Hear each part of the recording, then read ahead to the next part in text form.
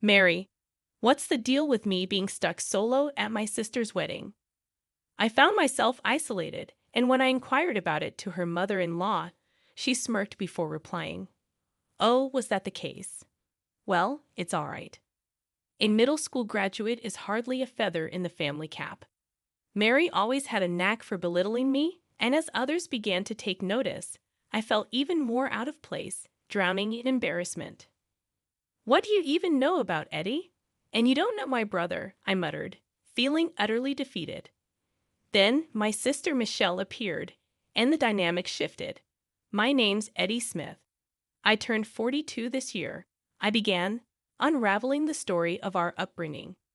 Ever since our parents passed away in a car accident when we were kids, Michelle and I, just a year apart, were raised by our grandparents. Though we felt vulnerable without our parents, our grandparents filled our lives with love, ensuring we never felt alone. However, as our grandparents grew older, I felt the weight of responsibility. I started working right after middle school, despite Michelle's encouragement to pursue higher education. Are you sure you don't want to go to high school? You don't have to bear this burden alone, she urged, her concern palpable. But I couldn't shake the need to support our family, especially Michelle, whose dream of becoming a doctor fueled my determination. I don't have a dream like you, Michelle.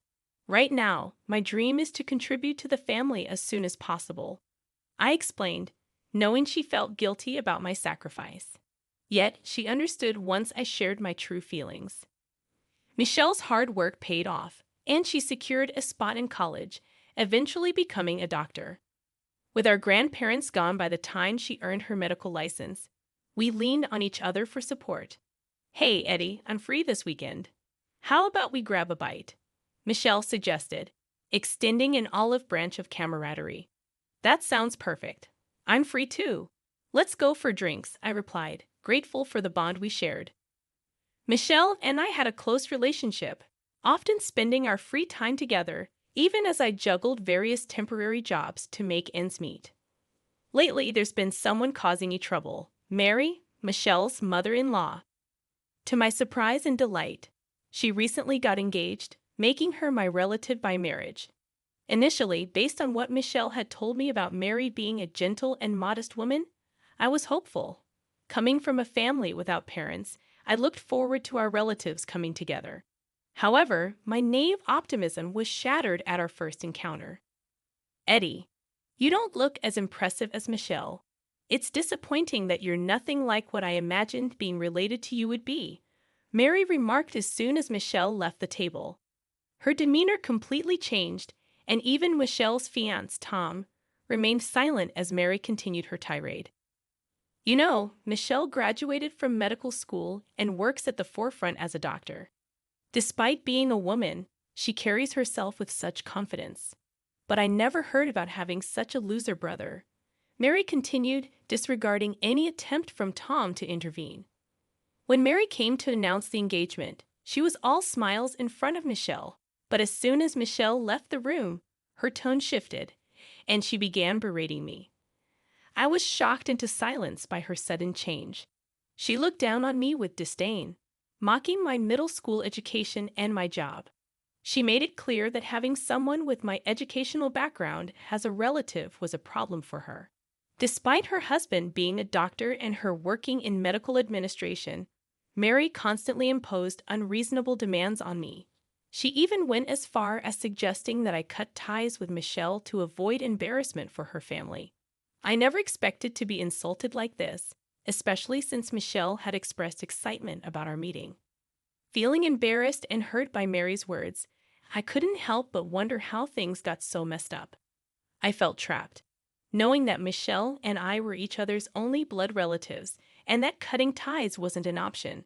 Throughout our conversation, Mary continued to make snide remarks, leaving me feeling even more isolated and disheartened. Since we don't live together or see each other often, I've managed to endure Mary's persistent attempts to convince me to cut ties with Michelle.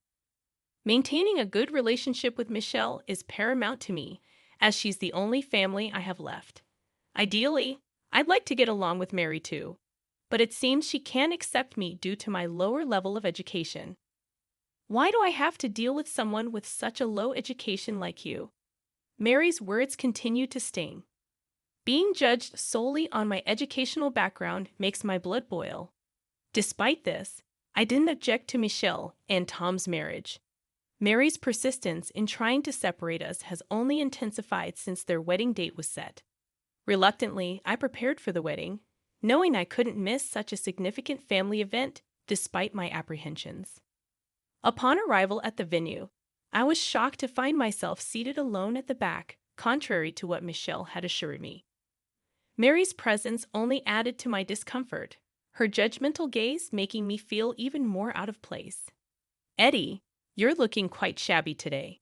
Couldn't you even prepare proper attire for a wedding? Mary's tone was as cutting as ever as she berated me for my appearance.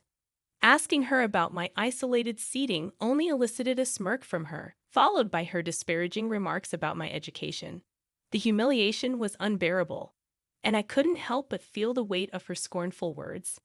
Despite my attempts to reason with her, Mary's insults only grew more heated, culminating in her insistence that I leave the wedding altogether. Her disdain for me was palpable, leaving me no choice but to endure her verbal onslaught in silence. Filled with the desire to escape, I made a silent vow to sever ties with Mary once and for all. However, before I could make my exit, Michelle approached me, unaware of the turmoil brewing within me. Before I could utter a word to Michelle, Mary interjected, dismissing me as a failure of a brother and suggesting that I leave. Michelle, however, defended me, citing how I had supported her journey to becoming a doctor. Despite her protests, Mary continued to belittle me, claiming that our family was now part of the upper class, unlike me. As the tension escalated, Peter, Michelle's fiancé, intervened, urging us to stop causing a scene. Mary, desperate to shift the blame onto me, attempted to convince Peter that I was at fault. But before she could succeed, Dr. Williams, the hospital director, approached me with gratitude for a past encounter. Mary couldn't contain her shock as Dr. Williams praised me and offered me a position at the hospital. Recalling how I had assisted him during a crisis on the street, Dr. Williams expressed his admiration for my proactive nature. His offer of employment was a turning point for me, as I had been struggling to find a stable job. Grateful for the opportunity, I accepted Dr. Williams' offer and embarked on a new chapter in my career. Despite facing challenges, I worked diligently and obtained certifications in medical administration and secretarial duties. Dr. Williams continued to support and guide me, ultimately changing my life for the better. He was the one who saved my life. My brother was indeed very grateful for your help. Michelle expressed her appreciation to Dr. Williams. To my surprise, Peter had met me a few times at meetings, being aware of the situation. However, Mary, who had always looked down on me, probably didn't know. Her shock was palpable upon hearing about my relationship with Dr. Williams. What the hell? A middle school graduate like him becoming an executive secretary at the headquarters? Impossible, Mary exclaimed in disbelief. She seemed unable to fathom that someone they had dismissed as a middle school graduate could hold such a prestigious position. In her eyes, my achievements seemed like deception, and she dismissed even my ability to speak German as mere showing off. The headquarters, a gathering place for the group's top talents, was a realm of the elite. Mary struggled to comprehend how someone like me could belong there. Until now, Mary had refrained from openly speaking ill of me in front of Michelle. But today, it seemed she couldn't contain her disdain any longer. Her insults were directed at me, regardless of who was present. Dr. Williams, however, swiftly addressed her remarks. So, are you saying that I'm lying? His question left Mary visibly shaken. He made it clear that he didn't judge people based on their educational background. Eddie, indeed, has been demonstrating his capabilities adequately at the hospital, Dr. Williams affirmed, his words warming my heart.